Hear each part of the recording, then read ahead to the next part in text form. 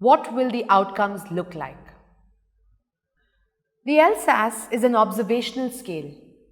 When we use the LSAS to make observations and collect information at 2 or more data collection points, we can compare the data. When comparing the data, we can answer questions such as, has there been a positive improvement in this particular young person or in this group of young people? And has there been significant improvement? Looking at the shifts in the data will provide an understanding of how the population has shifted in terms of life skills. You can also use the LSAS data to correlate the life skills assessment score with variables such as age, gender, and programs to understand trends. This can help to give a nuanced understanding of your program and impact. We can answer questions such as, which life skill is program X having the greatest impact on? Or how is program X impacting the life skills of girls versus those of boys?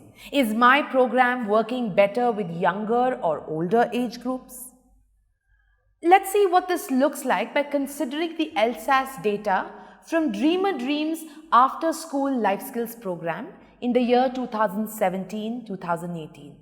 The LSAS was administered with 5,109 participants of the After School Life Skills program at the beginning of the year as well as at the end of the year. Among them were 2,577 male and 2,532 female participants. The age group of the participants was between the ages of 6 to 17 years. All the data collected from the first data collection point at the beginning of the year had been put together to create this graph, which shows the baseline LSAS scores. And we see that the overall average score of the participants is 2.3 points. Our data showed us that 59.9% of the participants had a baseline score below the norms, or less than 2.5 points. This showed us the urgency of developing critical life skills in these young people. Now, after 1 year of the program, LSAS data was collected and aggregated once again. This graph shows the distribution of LSAS scores at the end of the first year of the After School Life Skills program, and we now see an overall average LSAS score of 3.9 points. The data told us that 96.9% of the participants had an end line score above the norms or greater than or equal to 2.5 points and thus improved their skills. This graph puts both score distributions from the beginning and the end of the year together to show us LSAS scores before and after the After School Life Skills program.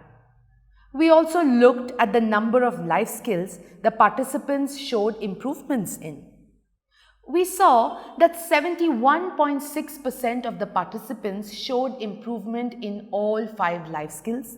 The data also showed us that 2.1% of participants showed no improvements in any of the life skills. We also looked at the percentage of participants showing improvement in each life skill. This graph shows us the percentage of overall participants, male participants and female participants in each of the 5 life skills. We see that 76.9% participants improved in each life skill. These are just some of the ways in which we can use the LSAS to analyze various aspects of our program's impact on the life skills of young people.